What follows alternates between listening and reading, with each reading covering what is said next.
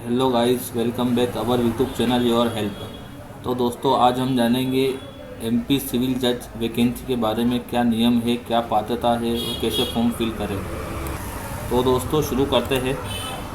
MP civil जज division entry, इसकी link मैं डिस्क्रिप्शन बॉक्स में दे दूंगा वीडियो के। तो फॉर्म भरने से पहले इसकी जो नियम और शर्तें हैं वो जान लेते हैं। तो यहाँ पे ऑनलाइन आवेदन करने की प्रारंभ तिथि 17 नवंबर 2023 रात 9 बजे से शुरू हो चुकी है वैकेंसी भरना, और आवेदन करने की अंतिम तिथि है 18 दिसंबर रात 9 बजे तक। और यहाँ जो फॉर्म भरेंगे, फॉर्म में कोई गलती हो जाती है तो त्रुटि सुधार के लिए इन्होंने डेट दी है। वो 22 दिसंबर से शुरू होगा करेक्शन का लिंक, और 22 से 24 दिसंबर तक चलेगा करेक्शन के लिए। 22 दिसंबर दोपहर 12 बजे शुरू होगा और 24 दिसंबर रात को 12 बजे तक करेक्शन के लिए चालू मिलेगी विंडो आपको। पहले तो गाइस कोशिश ये करें कि फॉर्म में किसी प्रकार की कोई गलती ना हो, और हो जाती है तो समय सीमा दे रखी इन्होंने, उस समय सीमा पर संशोधन अवश्य करवा लें।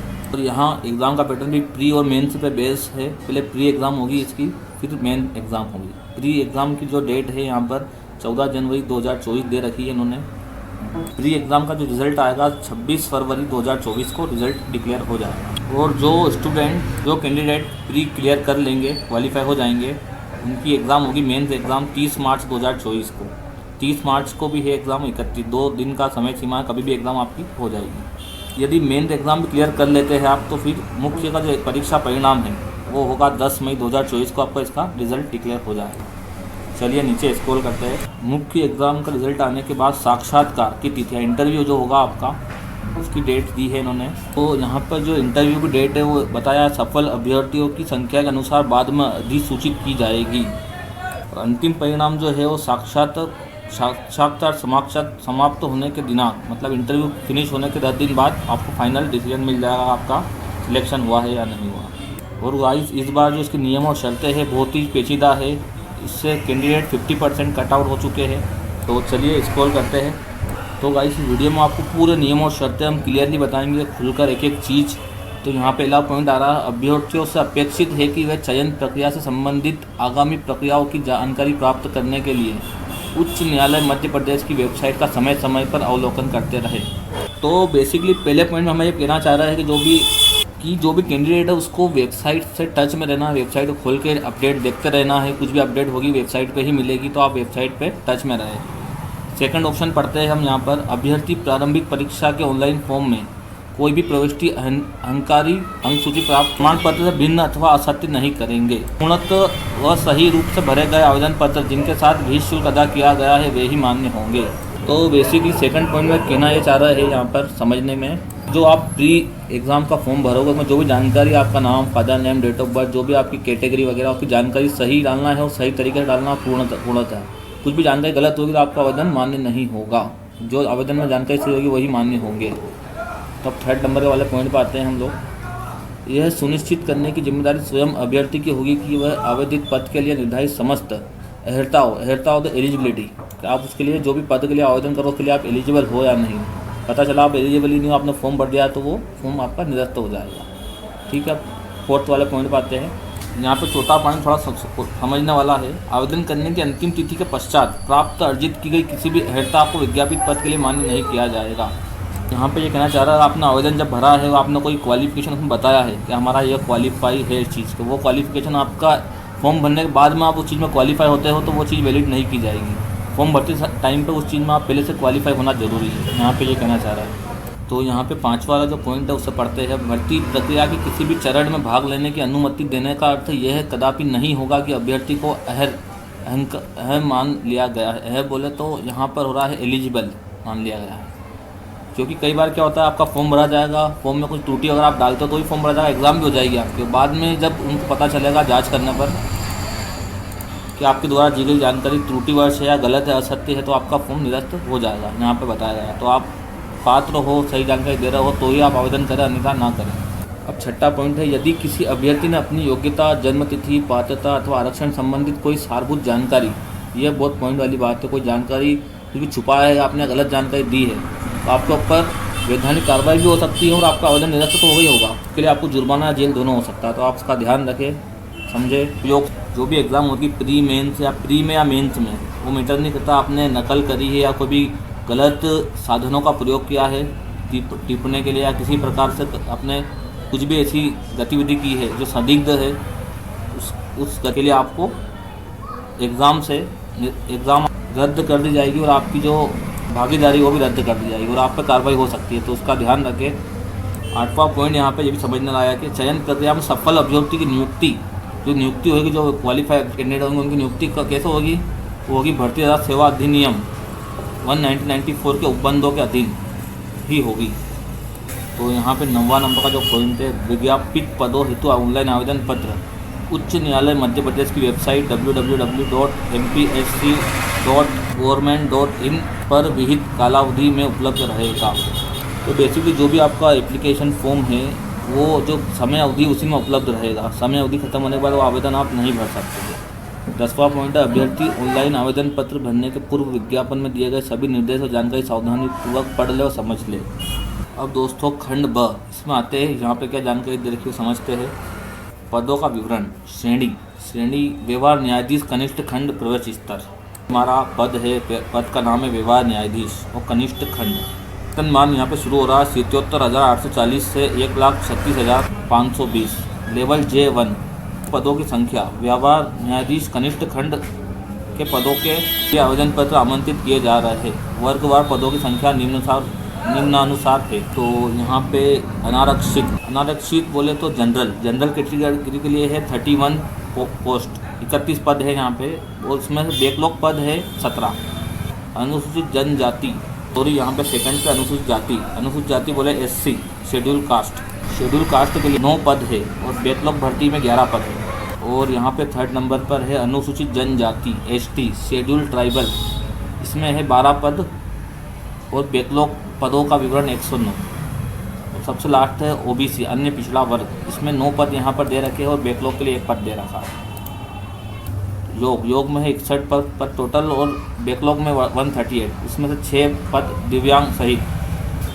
अब यहाँ पे नोट में पढ़ना है अपनों को। वर्ष 2022 की रिक्तियों में से 6% पद प्रमस्तिष्क घात को अपवर्जित करते हुए चलन दिव्यांगता, जिसमें रोग मुक्त कुष्ठ, बुनापन, पेशी दुष्पोषण और तेजाब आक्रमण सम्मिलित है।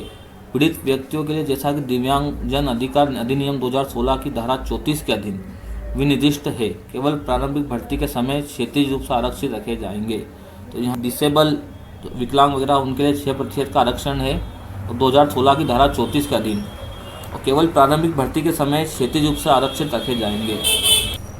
और यहाँ पे दिया है, परंतु यदि उपयुक्त अभ्यर्थियों के उपलब्ध न होने के कारण दिए गए भर्ती वर्ष में ऐसे आरक्षित पद या उनमें से कोई पद भरा नहीं जाता है तो ऐसी रिक्ति आगामी भर्ती के लिए अग्रणित की जाएगी। यदि जो 6% आरक्षण दिया जा रहा है, ऐसे उम्मीदवार ही नहीं है भर्ती में, तो जो बचे हुए पद है वो अगली जो वैकेंसी निकलेगी उस वैकेंसी में ये पद रिक्त पद उसमें ऐड कर दिए जाएंगे, यहाँ पे बताया गया है। अब सेकंड समझते हैं। तो सेकंड पॉइंट बहुत ही इंटरेस्टिंग पॉइंट है, सेकंड समझने वाला है पॉइंट है। यहाँ पे है, दिव्यांग व मध्य प्रदेश राज्य के मूल निवासी अभ्यर्थियों के अतिरिक्त शेष सभी अभ्यर्थी आवेदन पत्र में अपनी श्रेणी अनारक्षित भरे। तो यहाँ पे दिव्यांग को दिव्यांग किसी भी स्टेट के हो उनको आरक्षण मिलेगा। अदर कोई कैंडिडेट अगर ST मारा, OBC मारा है, SC कैटेगरी मारा है और वो मध्य प्रदेश का मूल निवासी नहीं है तो वो अपनी श्रेणी अनारक्षित भरे। साफ लिखा है, अगर आप अदर स्टेट के हो तो आप भले ही आप आरक्षित श्रेणी में आ रहा हो, आवेदन करते समय आपको जनरल कैटेगरी सिलेक्ट करना होगी, आपको आरक्षण का लाभ नहीं मिलेगा। तो यहाँ पे थर्ड नंबर पे है, पदों की संख्या परिवर्तनीय रहेगी। जो भी पद इसमें दिए हैं उसको कभी भी परिवर्तन कर सकते हैं, बढ़ा सकते हैं, घटा सकते हैं। और यहाँ पे इन्होंने दिया है, परंतु ऐसे अतिरिक्त पदों के लिए पृथक से आवेदन पत्र आमंत्रित नहीं किए जाएंगे। यदि मान लीजिए आवेदन जो पद है, पद में बढ़ोतरी होती है विभाग द्वारा, तो जो बढ़ोतरी होगी ऐसे पद के लिए अलग से आवेदन आमंत्रित नहीं किए जाएंगे, यह बताया गया है। चौथा पढ़ते हैं ऑप्शन। चौथी जो शर्त है ये भी बहुत इंपॉर्टेंट और समझने वाली शर्त है, जो कि आवेदन करने वाले कैंडिडेट पता ही नहीं होती। बहुत सारे ऐसे कैंडिडेट जिनको ये चीज़ पता ही नहीं है, तो आज हम इसको बताएंगे, आप समझे। मध्य प्रदेश न्यायिक सेवा भर्ती तथा सेवा की शर्तें नियम 1994 के नियम 16 के अनुसार अभ्यर्थी परिवीक्षा पर नियुक्त होने पर मतलब जो अभ्यर्थी है वो पद पर नियुक्त होने पर विहित प्रारूप में 10 लाख रुपए की राशि का बंध पत्र निष्पादित करेगा और यह वचनबद्ध भी देगा कि सेवा में कार्यभार ग्रहण करने के पश्चात जो भी ज्वाइनिंग होगी, ज्वाइनिंग के बाद वो न्यूनतम 5 वर्ष की कालावधि के लिए सेवा करेगा। मतलब कम से कम 5 वर्ष सेवा देगा ही देगा। यदि ऊपर उल्लेखित अवधि के पूर्व वह सेवा से त्यागपत्र देता है या अन्य रीति से सेवा को छोड़ता है तो वचनबद्ध राशि 10 लाख रुपए का भुगतान करेगा। तो यहाँ पे बेसिकली बताया गया है कि आपको ज्वाइनिंग के बाद मिनिमम 5 वर्ष सर्विस देना है आपकी। 5 वर्ष से पहले आप सेवा को नहीं छोड़ सकते और आप छोड़ते हो 10 लाख रुपए का आपको भुगतान करना पड़ेगा। यहाँ पे 5वां ऑप्शन है, चयनित अभ्यर्थी को सक्षम मेडिकल बोर्ड से नियमानुसार स्वयं की शारीरिक जांच कराकर मेडिकल फिटनेस सर्टिफिकेट पेश करना होगा। तो ये तो आप समझ गए होंगे, जो पढ़ के बताया मैं उसी से समझ गए होंगे। जो भी आपकी फिजिकल रिपोर्ट होती है मेडिकल की वो करा के या फिटनेस सर्टिफिकेट पेश करना होगा। चलिए नीचे आते हैं। तो गाइस खंड ग पे आ चुके हैं हम, इसको समझते हैं। हेरताए एलिजिबिलिटी। हेरताए नंबर 1 पर है पात्रता। कोई भी व्यक्ति व्यवहार न्यायाधीश कनिष्ठ खंड के पद पर नियुक्ति के लिए पात्र नहीं होगा। तो यहाँ पे कुछ शर्तें और नियम दिए, अगर वो शर्तें और नियम पे नहीं हो रहा पूरा तो पात्र नहीं होगा पद के लिए। तो समझ लेते हैं। वह भारत का नागरिक ना हो। अगर कोई व्यक्ति भारत का नागरिक नहीं है तो वो इस पद के लिए, वैकेंसी के लिए पात्र नहीं होगा। सेकंड पे है ख पे, वह अच्छे चरित्र तथा अच्छे स्वास्थ्य का न हो। अगर किसी व्यक्ति का चरित्र खराब है या तो स्वास्थ्य खराब सही नहीं है, स्वस्थ नहीं है, तो वो भी ऐसे पद के लिए वैलिड पात्र नहीं होगा। अब यहाँ ऑप्शन ग है, वह भारतीय विधिज्ञ परिषद द्वारा मान्यता प्राप्त किसी विश्वविद्यालय से विधि में स्नातक की उपाधि धारण नहीं करता है। अगर कोई व्यक्ति जो है ऑल इंडिया बार काउंसिलिंग मान्यता प्राप्त किसी विश्वविद्यालय से विधि में, तो जो भी ऑल इंडिया बार काउंसिलिंग द्वारा मान्यता प्राप्त विश्वविद्यालय से विधि मतलब लॉ में डिग्री धारण नहीं करता है तो वो भी पात्र नहीं होगा इस पद के लिए। परंतु उसने आवेदन प्रस्तुत करने के लिए नियत अंतिम तारीख तक कम से कम 3 वर्ष तक अधिवक्ता के रूप में निरंतर विधि व्यवसाय किया हो। तो एज ए एडवोकेट 3 साल का उसको एक्सपीरियंस होना चाहिए वर्किंग का कोर्ट के अंदर। और अथवा में एक और ऑप्शन दिया है इन्होंने, या तो ये या तो ये। तो अथवा वाला पढ़ते हैं हम, जो कि अभी बहुत ही परेशानी और समस्या का विषय बना हुआ है। सभी छात्र और जो अभ्यर्थी है इसके लिए परेशान हो रहे हैं। कईयों ने तो कोर्ट में याचिका भी दायर कर रखी है। तो चलिए पढ़ते विवादित पॉइंट को, जो भी पात्रता दी है इन्होंने, इसको समझते हुए पढ़ते हैं। तो यहाँ पर एक विधि में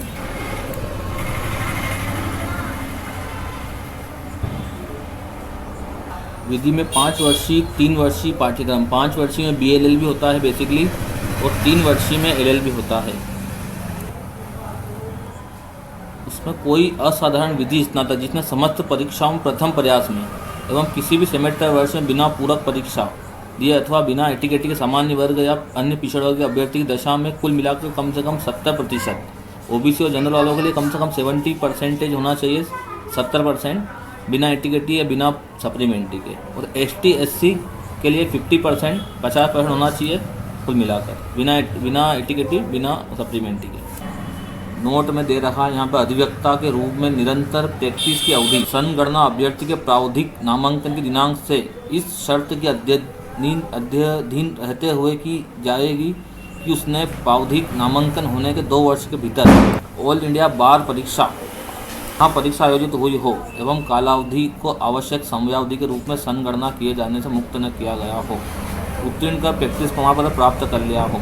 तो यहाँ मैं आपको आसान शब्दों में बता देता हूँ। आपका LLB होने के बाद जब आप बार के लिए ऑनलाइन फॉर्म भरते हैं, 1500 का जो हाईकोर्ट से फॉर्म मिलता है वो फिल करते हैं, उसके बाद आपको जो प्रावधिक मिलती है आपकी अस्थायी जो आपको मिलती है, उसके बाद जो फॉर्म भराता है बार का फॉर्म भर के एग्ज़ाम आपने क्वालिफाई कर लिया हो, उसके बारे में ये बता रहा है। और सेकंड पर है, अभ्यर्थियों को जिला न्यायालय में प्रैक्टिस करने की दशा में, अगर आप जिला न्यायालय में प्रैक्टिस कर रहे हो तो जिले के प्रधान जिला न्यायाधीश द्वारा अथवा उच्च न्यायालय के समक्ष प्रैक्टिस करने की दशा में प्रिंसिपल रजिस्ट्रार, अगर जिला न्यायालय है तो जिले के प्रधान जिला न्यायाधीश द्वारा, उच्च न्यायालय है हाईकोर्ट है तो उसमें उस दशा में प्रिंसिपल रजिस्ट्रार न्यायिक द्वारा, अथवा जहां अभ्यर्थी द्वारा प्रैक्टिस की जा रही हो वहाँ के बार एसोसिएशन अध्यक्ष। तो ये गाइड मैं आपको सिंपल वे में समझा देता हूँ पूरा बेसिकली पॉइंट 2 में ये कहा जा रहा है, अगर आप किसी जिला न्यायालय में प्रैक्टिस कर रहे हैं तो वहाँ के जिले के प्रधान जिला न्यायाधीश द्वारा प्रैक्टिस करने का प्रमाण पत्र लिखित में प्रस्तुत करना होगा। और अगर आप हाई कोर्ट में कर रहे हैं तो उस दशा में प्रिंसिपल रजिस्ट्रार या रजिस्ट्रार द्वारा न्यायिक, जहाँ अभ्यर्थी द्वारा प्रैक्टिस की जा रही है, वहाँ के बार एसोसिएशन अध्यक्ष द्वारा जारी प्रैक्टिस करने का प्रमाण पत्र भी प्रस्तुत करना होगा।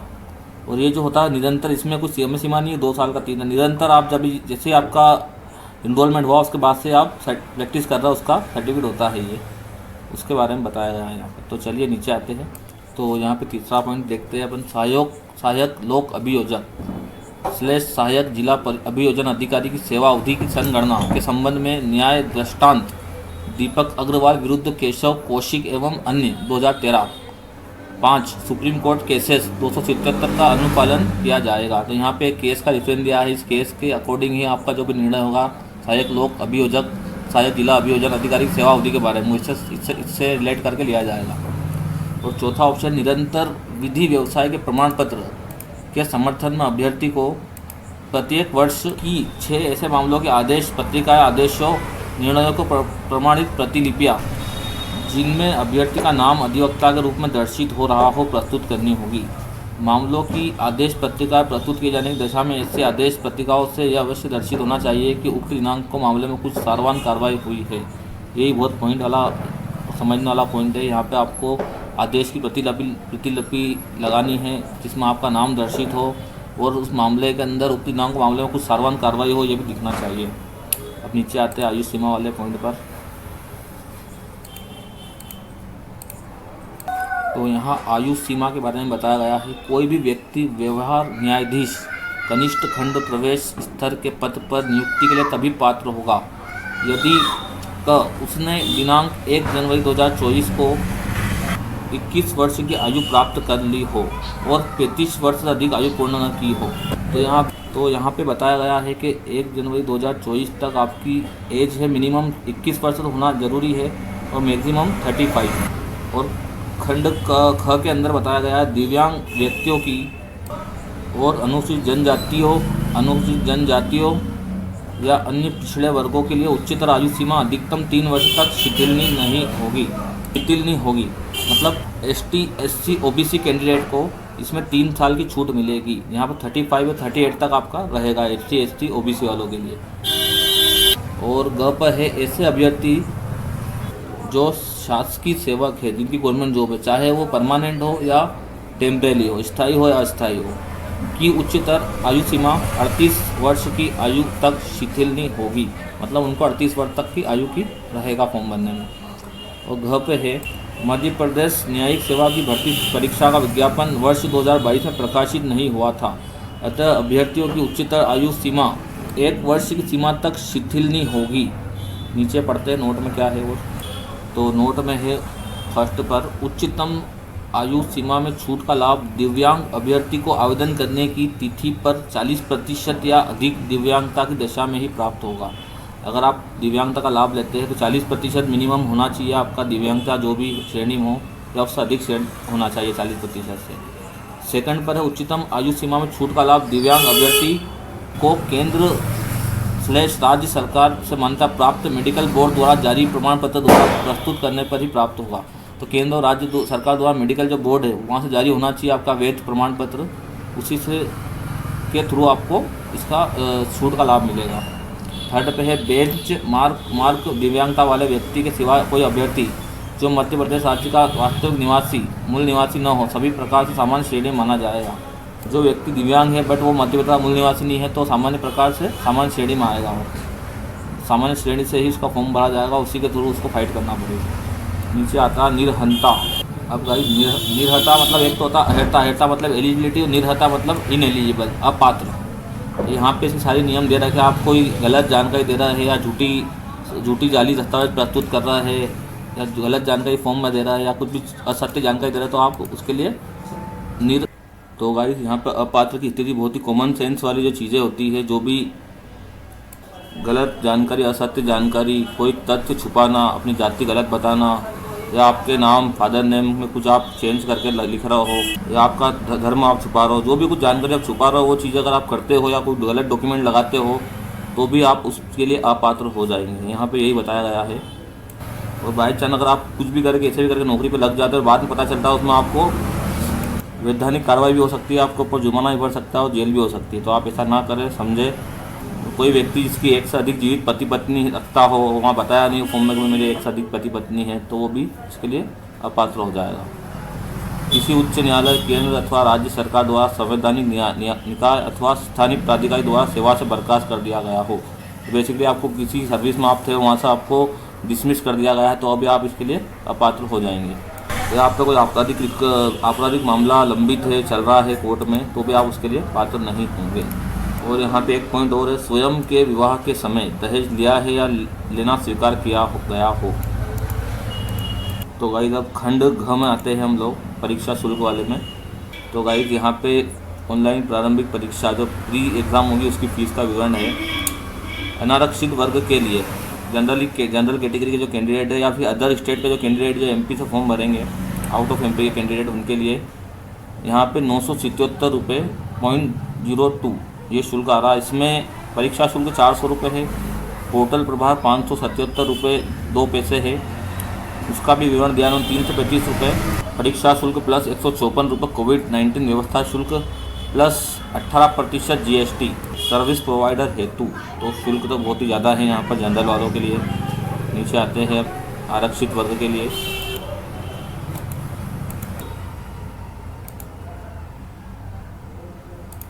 तो यहाँ पर आरक्षित वर्ग के लिए फीस दी इन्होंने। तो दोस्तों यहाँ पर आरक्षित वर्ग कौन है? केवल दिव्यांग एवं मध्य प्रदेश राज्य के मूल निवासी, अनुसूचित जाति, अनुसूचित जनजाति व अन्य पिछड़े वर्गों के अभ्यर्थियों के लिए। तो ST, SC, OBC और फिजिकल डिसेबल जो है, जिनको डिसेबिलिटी है, वो लोग। इसमें शुल्क है 577 रुपये 2 पैसे। परीक्षा शुल्क निरंक प्लस पोर्टल प्रभार 577 रुपये और 18% GST। तो दोस्तों नोट में यहाँ नीचे दिया हुआ है, उपरोक्त शुल्क परिवर्तन के अधीन है और शुल्क वृद्धि की दशा में अभ्यर्थी को बढ़े हुए शुल्क का भुगतान करना होगा तथा शुल्क वृद्धि के संबंध में आपत्ति पर कोई विचार नहीं किया जाएगा। तो उन्होंने पहले यहाँ पे टर्म एंड कंडीशन बता दिया है कि जब चाहे शुल्क परिवर्तन हो सकता है इसमें। और शुल्क अगर बढ़ता है, जो फीस अगर बढ़ती है, जो फीस का अंतर आएगा वो अंतर आपको बाद में पेड करना पड़ेगा, तो ही आपका फॉर्म मान्य होगा। इसमें आप आपत्ति भी नहीं ला सकते क्योंकि आपकी आपत्ति को विचार नहीं होगा। ये भी उन्होंने पहले यहाँ शर्त में लिख दिया है नोट में। सेकंड पर है, अभ्यर्थी का आवेदन तभी जमा माना जाएगा जब निर्धारित शुल्क का समव्यवहार सफलतापूर्वक हो चुका है। एक बार जमा किया गया शुल्क किसी भी दशा में वापस या समायोजित नहीं किया जाएगा।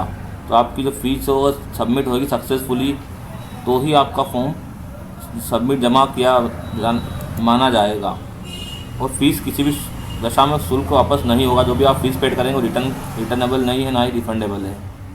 तो दोस्तों अब यहाँ पे खंड ड में आते हैं हम लोग। ऑनलाइन आवेदन पत्र भरने संबंधी महत्वपूर्ण जानकारी पहले नंबर पर दिया है इन लोगों ने यहाँ पर। कृपया आवेदन पत्र भरने से पहले विज्ञापन में दिए गए सभी निर्देशों एवं जानकारी को सावधानीपूर्वक पढ़ ले व समझ ले। वही समझा रहे हैं हम आपको इसके अंदर जो भी जानकारी है।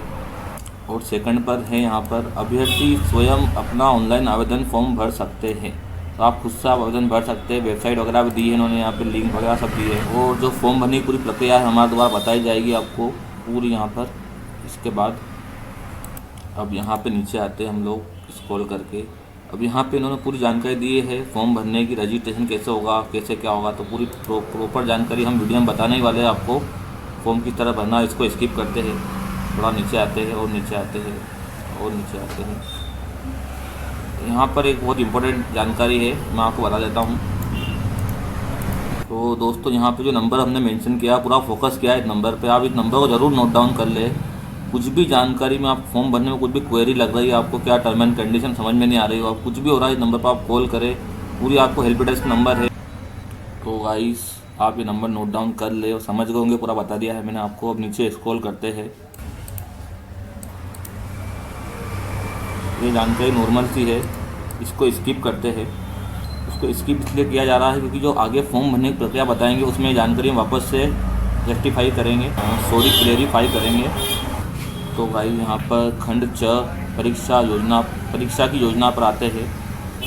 तो परीक्षा की क्या प्लानिंग है, पूरा जो योजना है बता देते हैं हम आपको शॉर्ट में। तो यहाँ पे पहले नंबर पर दिया है ऑनलाइन प्रारंभिक परीक्षा, जिसका हम फॉर्म फिल करेंगे अभी प्री एग्ज़ाम का, वो क्वालिफाई करने के बाद मेंस मुख्य परीक्षा होगी। मुख्य परीक्षा भी क्वालिफाई करने के बाद आपका इंटरव्यू होगा। इंटरव्यू लास्ट स्टेज होगी सबसे। इंटरव्यू क्लियर करते ही आपकी ज्वाइनिंग हो जाएगी। अब यहाँ पे नीचे स्क्रॉल करते हैं।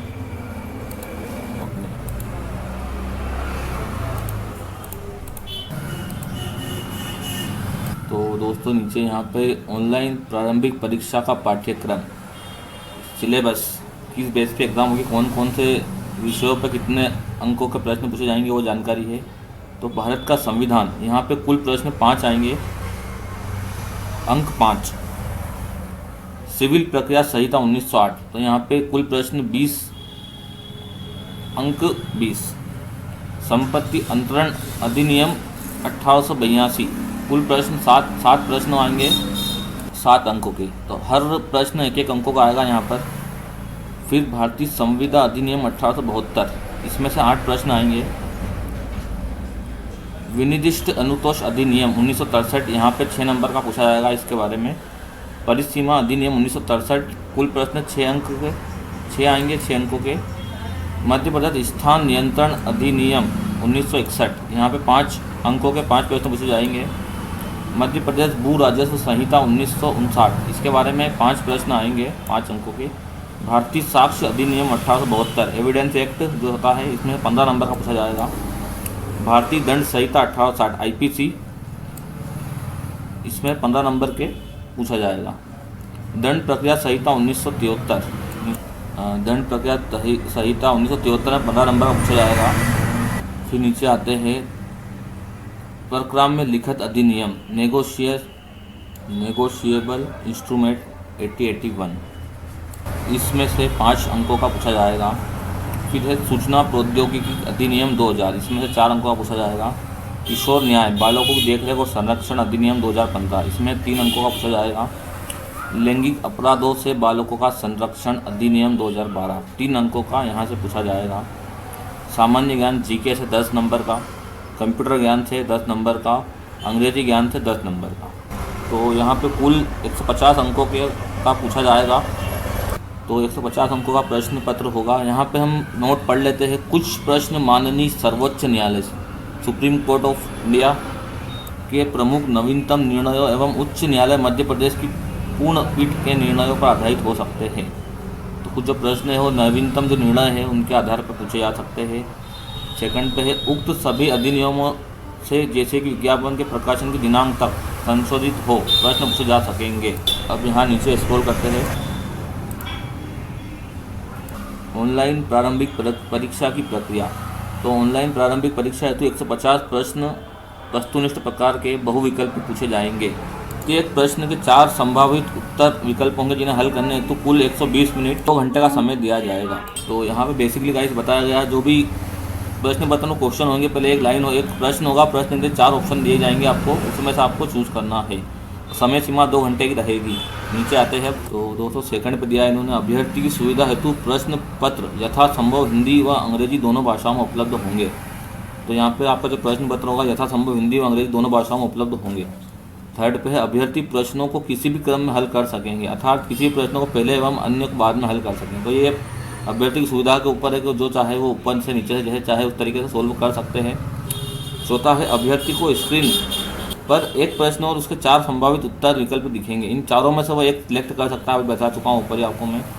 5वें पे है अभ्यर्थी को परीक्षा तिथि पर प्रवेश पत्र के साथ एक फोटो युक्त मूल पहचान पत्र लाना होगा और अभ्यर्थी की पहचान का सत्यापन होने के बाद ही अभ्यर्थियों की पहचान की पुष्टि होने पर ही परीक्षा केंद्र परीक्षा कक्ष में प्रवेश दिया जाएगा। तो आपकी एंट्री तभी होगी जब आप एक वैलिड ID प्रूफ साथ लेके जाएंगे। तो दोस्तों यहाँ पे छठा ऑप्शन दिया है, प्रत्येक अभ्यर्थी को ऑनलाइन परीक्षा देने के लिए एक कंप्यूटर उपलब्ध कराया जाएगा। तो यहाँ पे हर परीक्षार्थी को अलग से एक कंप्यूटर दिया जाएगा। परीक्षा शुरू करने से पहले अभ्यर्थी को यूज़र ID के स्थान पर अपना एप्लीकेशन नंबर एवं पासवर्ड के स्थान पर जन्म तिथि डालनी होगी। तो बेसिकली आपका जो यूज़र ID होगा वो आपका एप्लीकेशन नंबर होगा जो आप फॉर्म भरेंगे उसमें आएगा, और पासवर्ड आपका डेट ऑफ बर्थ होगा। तो यहाँ पे 7वां ऑप्शन है, ऑनलाइन परीक्षा में अभ्यर्थी के कंप्यूटर स्क्रीन पर उसका फोटो विवरण दिखेगा, जिससे भी उसकी पहचान की जाँच और पुष्टि पर्यवेक्षक द्वारा की जा सकेगी। नीचे पढ़ते हैं आवश्यक सूचना में। अब तो आवश्यक सूचना में है, अभ्यर्थी को उससे आवंटित किए गए परीक्षा केंद्र पर नियत तिथि एवं समय पर उपस्थित होना अनिवार्य होगा तथा नियत किए गए समय के पश्चात परीक्षा केंद्र में प्रवेश प्रतिबंधित कर दिया जाएगा। सेकंड पर है, अभ्यर्थी का बायोमेट्रिक रजिस्ट्रेशन अथवा और फ़ोटो खींचकर उसका मिलान परीक्षा फॉर्म में दिए गए फ़ोटो से होने के बाद अभ्यर्थी की पहचान की पुष्टि होने पर ही उसे परीक्षा में बैठने दिया जाएगा। और तीसरे नंबर पर, निर्धारित तिथि समय या स्थान पर परीक्षा हेतु उपस्थित न होने की पर अभ्यर्थिता निरस्त हो जाएगी तथा किसी भी स्थिति में दूसरी तिथि समय या स्थान पर परीक्षा हेतु नहीं दी जाएगी। नीचे आते हैं तो चौथे नंबर पर दिया इन्होंने, परीक्षा केंद्र में किसी भी प्रकार का calculator, mobile phone, listening device, recording device, alarm, watch तथा अन्य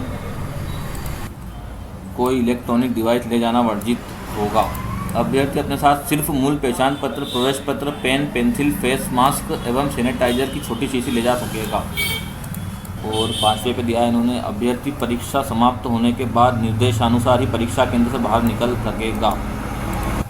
छठे पे, नकल प्रकरण अनुचित साधन के उपयोग से संबंधित मामले में अथवा अभ्यर्थी द्वारा गलत जानकारी दिए जाने पर उसे स्थायी रूप से या विनिर्दिष्ट समयावधि के लिए उच्च न्यायालय मध्य प्रदेश द्वारा आयोजित की जाने वाली समस्त भर्ती प्रक्रियाओं से वंचित कर दिया जाएगा।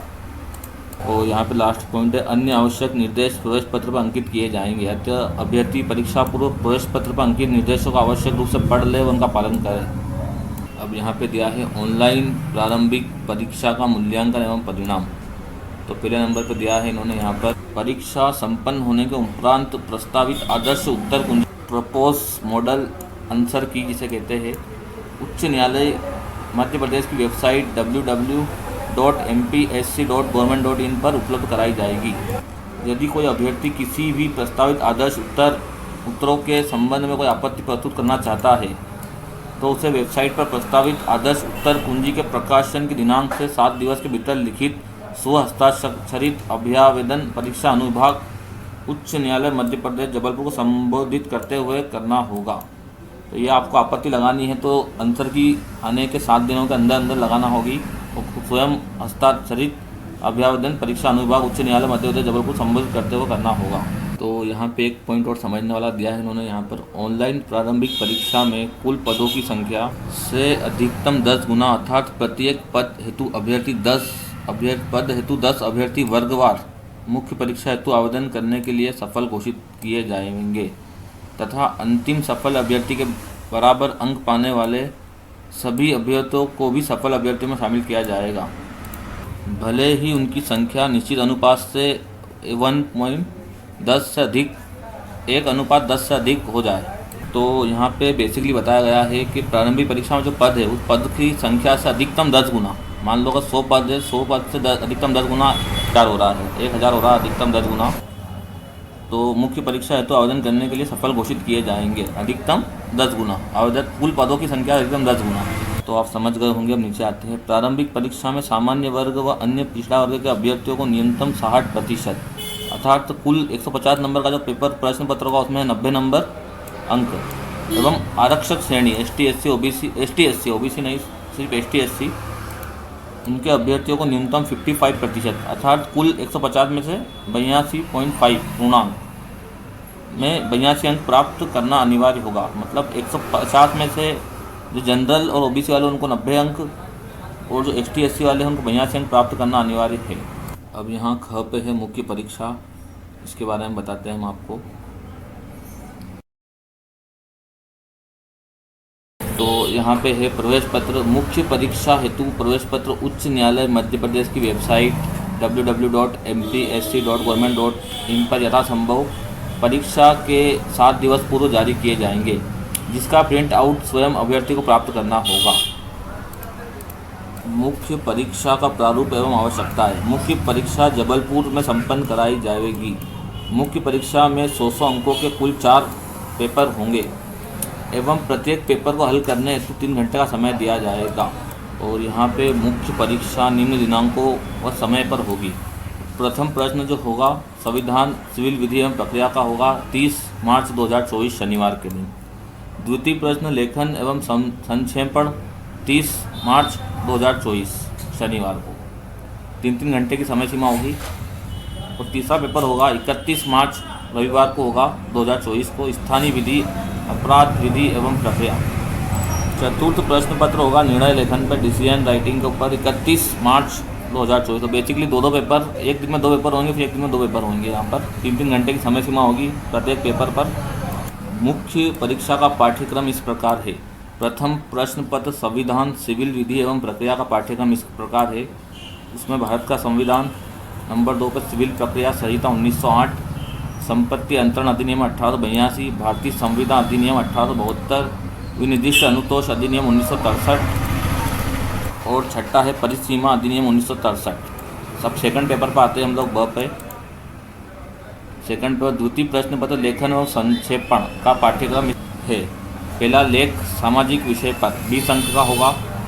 दूसरा होगा लेख विधिक विषय पर 20 अंक, संक्षेपण विधिक 20 अंक, अनुवाद हिंदी से अंग्रेजी 20 अंक, अनुवाद अंग्रेजी से हिंदी 20 अंक। चलिए नीचे आते हैं थर्ड वाले पेपर पर। अब यहाँ पे तीसरा पेपर में तृतीय प्रश्न पत्र स्थानीय विधि अपराध विधि एवं प्रक्रिया का पाठ्यक्रम इस प्रकार है। भारतीय दंड संहिता 1860, दंड प्रक्रिया संहिता 1973, थर्ड पे है भारतीय साक्ष्य अधिनियम 1872, फोर्थ पे प्रक्राम्य लिखत अधिनियम 1881, अध्याय 13 व 17। पाँचवें नंबर पे है मध्य प्रदेश भू राजस्व संहिता 1959, छठे पे मध्य प्रदेश स्थान नियंत्रण अधिनियम 1961। अब चौथे प्रश्न पत्र पर आते हैं। चतुर्थ प्रश्न पत्र निर्णय लेखन का पाठ्यक्रम इस प्रकार है। विभागकों का स्थिरीकरण 10 अंक, आरोप विरचना 10 अंक, निर्णय लेखन सिविल 40 अंक, निर्णय लेखन दांडिक 40 अंक। अब नीचे नोट पढ़ लेते हैं। तो यहाँ नोट पढ़ते हैं। सभी प्रश्न पत्रों में प्रश्नों के उत्तर एक ही भाषा हिंदी या अंग्रेजी में लिखने होंगे। या तो आप हिंदी में लिख दें या अंग्रेजी में लिख दें। ऐसा ना हो कि आधा हिंदी में आधा इंग्लिश में लिखे। और सेकंड पे है संक्षेपण के लिए अभ्यर्थी को दिए गए आलेख का लगभग 1/3 शब्दों में संक्षेपण करना होगा। थर्ड पर है उपयुक्त समस्त प्रश्न पत्र आवश्यकता अनुसार हिंदी तथा अंग्रेजी दोनों ही भाषाओं में होंगे। हिंदी तथा अंग्रेजी दोनों ही भाषाओं के प्रश्नों में किसी भी प्रकार की भिन्नता होने पर अंग्रेजी भाषा का पाठ मानक माना जाएगा। तो जो अंग्रेजी में जो वर्ड है उसी को वैलिड करेंगे। यहाँ पे हिंदी और अंग्रेजी दोनों में कुछ मिसमैच होता है। तो चौथा है सभी प्रश्न पत्रों की उत्तर पुस्तिकाओं की लिखावट स्पष्ट और पठनीय होना आवश्यक है। जो भी आप उत्तर पुस्तिका में लिखेंगे उसका आंसर जो भी होगा आपका स्पष्ट होना चाहिए और पठनीय मतलब पढ़ने लायक होना चाहिए। और नीचे यहाँ पे बहुत समझने वाली बात है। अभ्यर्थी प्रश्न पत्र में विनिर्दिष्ट किए गए किसी भी न्यायालय, पक्षकार, साक्षी अथवा किसी व्यक्ति के नाम से भिन्न किसी नाम का उल्लेख नहीं करेंगे। तो आपको किसी व्यक्ति का व्यक्तिगत नाम वगैरह यूज़ नहीं करना है। न्यायालय के नाम के स्थान पर हिंदी में क, ख, ग, इंग्लिश में अगर लिख रहा है तो ABC का उपयोग करना है। संदर्भ से अन्यथा अगर आपने किसी का नाम वगैरह व्यक्तिगत कोई चीज़ आपने लिखी है उससे आपकी अभ्यर्थिता निरस्त किए जाने का आधार हो सकता है। तो आप बचे इस चीज़ से। और अभ्यर्थियों के द्वारा मुख्य परीक्षा में प्रश्नों को उत्तर देते समय MP rules and order, criminal MP civil code act 1958 व MP सिविल कोड रूल्स 1961 के प्रावधानों का पालन किया जाना अपेक्षित है। अब नीचे आते हैं मुख्य परीक्षा परिणाम। मुख्य परीक्षा में अनारक्षित वर्ग एवं अन्य पिछड़ा वर्ग के अभ्यर्थियों को प्रत्येक प्रश्न पत्र में न्यूनतम 50% अंक तथा अनुसूचित जनजाति के अभ्यर्थियों को प्रत्येक प्रश्न पत्र में न्यूनतम 45% अंक एवं सभी 4 प्रश्न पत्रों को में कुल मिलाकर न्यूनतम 50% अंक प्राप्त करना अनिवार्य होगा। सेकंड पे है मुख्य परीक्षा में सम्मिलित अभ्यर्थियों में से निर्धारित न्यूनतम अंक प्राप्त करने वाले अभ्यर्थियों की चारों प्रश्न पत्रों के सम्मिलित अंकों के आधार पर मेरिट बनाई जाएगी। वर्गवार विज्ञापित पदों की संख्या के अधिकतम 3 गुना अभ्यर्थी होने के लिए सफल घोषित किए जाएंगे। तो यहाँ पर समझने वाली बात है, जो पद होंगे पद से अधिकतम 3 गुना अभ्यर्थी, मेंस के लिए अधिकतम 3 गुना अभ्यर्थी। तो यहाँ पे जो बताया ऊपर अभी मैं पढ़ा था, प्रारंभिक परीक्षा में जो पद है पद से 10 गुना ज़्यादा क्वालिफाई करेंगे मेंस के लिए, और मेंस के अंदर जो पद है पद से 3 गुना कैंडिडेटों को अब क्वालिफाई करेंगे ये इंटरव्यू के लिए। तो समझ में आ गया होगा गाइस आपको ये पॉइंट। आगे बढ़ते हैं। तो दोस्तों यहाँ पे साक्षात्कार इंटरव्यू के बारे में बताया गया है, ग वाले पॉइंट पर पढ़ते हैं इसको। मुख्य परीक्षा में सफल घोषित किए गए अभ्यर्थियों को साक्षात्कार हेतु बुलाया जाएगा। साक्षात्कार 50 अंक का होगा। अभ्यर्थियों को अंतिम रूप से चयनित होने के लिए साक्षात्कार में न्यूनतम 40% अंक प्राप्त करना अनिवार्य है। तो आपको 50 में से 40 अंक प्राप्त करना अनिवार्य होंगे। और साक्षात्कार के लिए, इंटरव्यू के लिए अभ्यर्थियों को जो बुलाया जाएगा उसके संबंध में उच्च न्यायालय मध्य प्रदेश का निर्णय अंतिम होगा। साक्षात्कार में अनुपस्थित रहने वाले अभ्यर्थियों को चयन के लिए निर्हित माना जाएगा। अभ्यर्थियों को समस्त दस्तावेजों की मूल प्रमाणित प्रतियों को साथ साथ समय प्रस्तुत करना होगा। जो भी आपके डॉक्यूमेंट हैं उनका ओरिजिनल इंटरव्यू के समय प्रस्तुत करने होंगे। तो यहाँ पे दूसरे पॉइंट पे लिखा अंतिम चयन का आधार। चयन का आधार में ये होगा कि जो रिजल्ट जो बनेगा उसमें मान लीजिए कोई 2 कैंडिडेट है, पद एक ही है, दोनों के अंक समान हैं और इंटरव्यू में भी अंक समान है। तो ऐसे में जो अभ्यर्थी है, दोनों अभ्यर्थियों की उम्र की वरीयता के चयन के आधार पर होगी। जो उम्र हो, दोनों की उम्र को देखा जाएगा, उसके हिसाब से भर्ती की जाएगी। और थर्ड पे जो पॉइंट है ये भी समझने वाली बात है। प्रारंभिक परीक्षा और मुख्य लिखित परीक्षा में अंकों की पुनर्गणना अथवा प्रश्न पत्रों के पुनर्मूल्यांकन हेतु आवेदन करने का कोई प्रावधान नहीं है। तो आपको कोई आपत्ति है तो आपकी कोई रिवैल्यूएशन वगैरह की कोई सुविधा नहीं है यहाँ पे, है ना। कुछ नहीं हो सकता, उसका जो भी होगा अंतिम परिणाम वही होगा जो उनके द्वारा बताया जाएगा। और सबसे लास्ट पॉइंट है प्रारंभिक परीक्षा, मुख्य परीक्षा अथवा साक्षात्कार। तो प्री एग्ज़ाम, मेंस एग्ज़ाम और इंटरव्यू तीनों में उत्तीर्ण होने वाले अभ्यर्थी नियत न्यूनतम अंकों की सीमा को शिथिल करने के संबंध में कोई आवेदन अथवा अभ्यावेदन स्वीकार नहीं किए जाएंगे और ऐसे अभ्यावेदन संक्षिप्ततः निरस्त कर दिए जाएंगे। दोस्तों लास्ट बचा है हमारा यहाँ पर, और यहाँ पे है खंड 6 परीक्षा संबंधी अन्य जानकारी। तो ये जानकारी आप दोस्तों पढ़ लेना, नॉर्मल सी बेसिकली सी जानकारी है ये, जो भी है कॉमन सेंस वाली। इसमें वही बताया गया है कि वो अनुचित साधन का उपयोग ना करें, किसी प्रकार का आप नियमों को ना तोड़े, वो बात उसके बारे में है। तो हम नीचे स्क्रॉल करते हैं। अब यहाँ पे पूरा वही है, परीक्षा संबंधी अन्य निर्देश, ये सब चीज़ें पहले बता चुका हूँ, सब वही चीज़ें रिपीट हो रही है यहाँ पर नीचे आते, और ये हमारा एंड हो रहा है यहाँ पर। तो दोस्तों उम्मीद करते हैं आपको पूरी जानकारी समझ में आई होगी और ऑनलाइन फॉर्म भरने की पूरी प्रक्रिया हमारे चैनल पर नेक्स्ट वीडियो के माध्यम से आपको बताई जाएगी। तो दोस्तों आप हमारे चैनल पर नए हैं तो चैनल को सब्सक्राइब करें, वीडियो को लाइक करें और हमसे बने रहिए। आगे भी हम आपको नई अपडेट देते रहेंगे।